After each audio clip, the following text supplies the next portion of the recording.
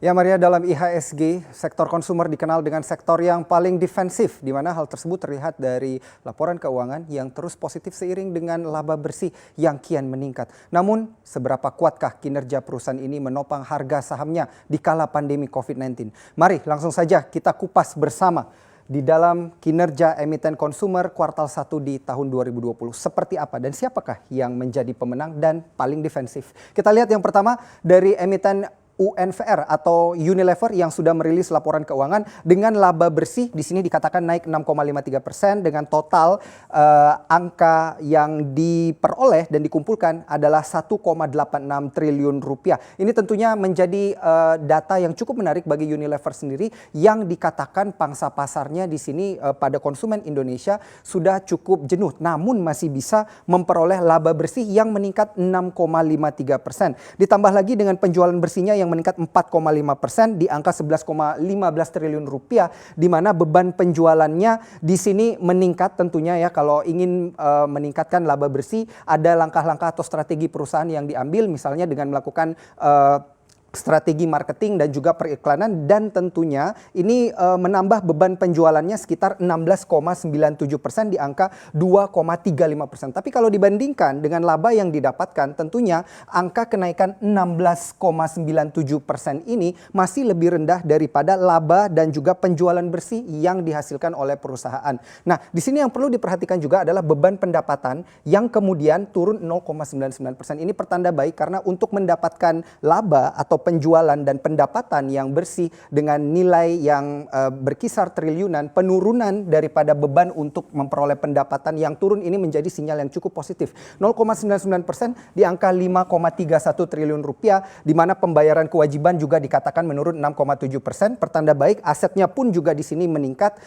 sekitar 4,36% di angka 21,54 triliun, dan ekuitas perusahaan begitu juga sejalan dengan aset di sini dikatakan cukup spektakuler karena berhasil naik double digit 36,55% di angka 7,2 triliun rupiah. Namun yang menjadi pertanyaan adalah apakah ini sudah merefleksikan kekhawatiran dari para investor terkait dengan pandemi COVID-19 yang sudah menyebar di kala itu. Beberapa analis mengatakan pandemi sebenarnya di Indonesia sudah menyebar dari bulan Januari, tapi analis dan juga investor mengatakan sepertinya hal tersebut belum terprice in dengan kondisi harga saham daripada Unilever sendiri per saat ini. Tapi mari kita lihat nanti ke belakangnya akan seperti apa kalau kita bandingkan dengan emiten konsumer lainnya. Karena dikatakan kondisi COVID-19 ini baru mempengaruhi fundamental perusahaan di kuartal kedua. Kita melihat emiten konsumer lainnya, Indofood atau INDF di sini, Indofood Sukses Makmur, di mana dengan laba bersihnya di sini meningkat 4% di angka 1,4 triliun rupiah, dan tentunya ini banyak disumbangkan oleh anak usahanya yaitu ICBP atau Indofood CBP Sukses Makmur, di mana laba usahanya sendiri di sini juga meningkat spektakuler 33% di angka 3,43 triliun rupiah, core profit meningkat 23%. Jadi ada 2 poin yang berada pada double digit di sini penguatannya, dan juga pendapatan bersihnya di sini walaupun tipis tapi tetap meningkat 1%.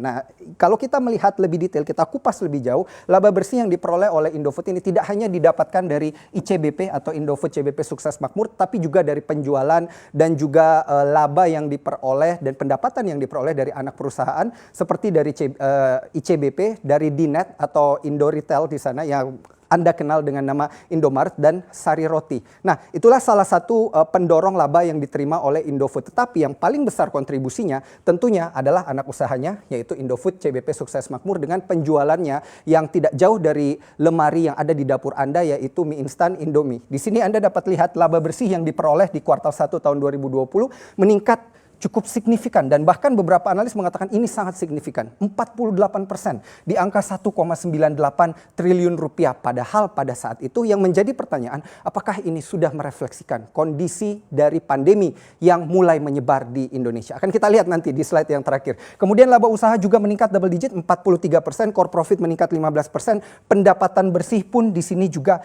meningkat 7%. Tentunya penjualan yang paling banyak mendorong adalah penjualan mie instan pada penjualan domestik. Begitu juga walaupun penjualan ekspor di sini mendorong juga untuk laba bersih yang diterima oleh Indofood, tetapi tetap yang lebih banyak berkontribusi adalah penjualan domestiknya. Namun dikatakan tadi bahwa harga sahamnya hari ini sempat menyentuh titik auto reject bawah atau sekitar 7%. Apa yang sebenarnya terjadi? Akan kita bahas pada slide yang terakhir nantinya ya. Kemudian yang slide ketiga, di sini kita melihat emiten konsumer lainnya yang berkapitalisasi pasar juga cukup besar dan menyokong penguatan indeks harga saham gabungan atau market cap dari IHSG kita cukup tinggi. Di sini adalah HM Sampurna dan Gudang Garam. Kita melihat emiten-emiten konsumer ini adalah emiten yang keempat dan kelima, hampir semuanya dari sisi laba bersih menunjukkan kinerja yang cukup positif karena untuk HMSP sendiri meningkat 1,1% di kuartal 1 2020 secara year on year dibandingkan dengan kuartal 1 2019. Begitu juga dengan Gudang Garam yang meningkat 3,87% di angka 2,44 triliun rupiah.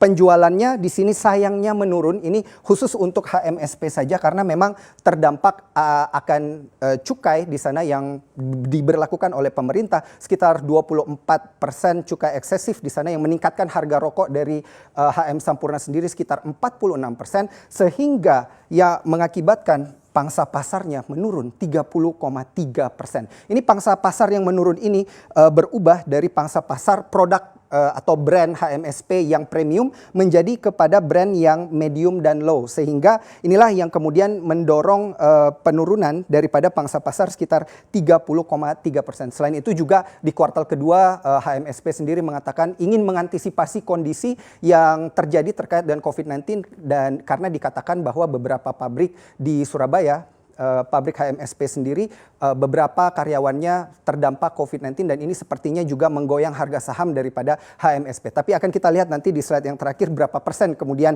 penurunan secara year to date dari HMSP. Kita lihat volume penjualannya pun ini juga dikatakan menurun karena pangsa pasarnya menurun, hanya menjual sekitar 20,4 miliar unit di sini. Kemudian kita melihat dari sisi Gudang Garam sendiri, di mana pendapatannya meningkat 4,06% di angka 27,26 triliun.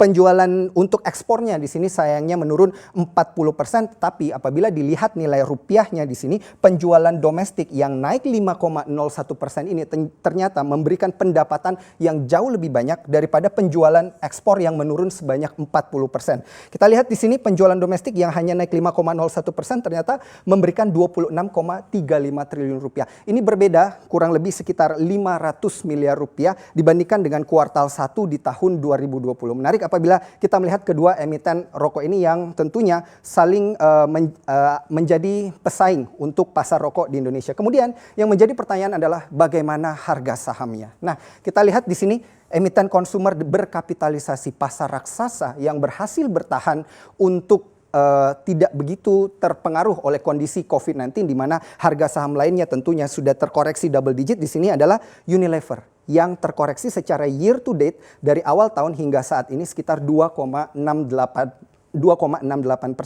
Karena para analis juga mengatakan bahwa salah satu emiten yang slightly undervalue adalah emiten Unilever. Terlihat juga dari penurunan harga sahamnya yang hanya turun 2,68%.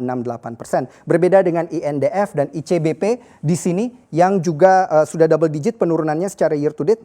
Dikatakan terdampak oleh COVID-19. INDF secara year to date ketika kami cek pagi tadi terkoreksi 24,29% dan ICBP terkoreksi 19,73%. Dikatakan juga sentimen untuk hari ini di mana ada finalisasi akuisisi dari Pine Hill ternyata mempengaruhi penurunan dari ICBP dan INDF untuk hari ini karena tentunya nilai akuisisi dari Pine Hill yang berada di angka sekitar 44 triliun rupiah ini ternyata jauh lebih besar daripada total aset yang dimiliki INDF sendiri yaitu sekitar 42 triliun rupiah. Dan ini dikatakan akan merugikan perusahaan secara jangka pendek yang dikatakan juga oleh analis dan juga memberikan keuntungan tapi dalam jangka panjang. Kita beralih ke HMSP dan GGRM yang secara year to date melemah 13,33% dan GGRM melemah 10,19%. Jadi terpampang di sini tentunya apa yang dikhawatirkan oleh investor terkait dengan COVID-19 dan juga harga sahamnya kemungkinan sudah terprice in di sini. Tapi kita akan juga melihat ke depannya seperti apa. Apakah fundamental daripada perusahaan-perusahaan market cap terbesar di IHSG ini nantinya juga akan terkoreksi sama seperti harga sahamnya hari ini.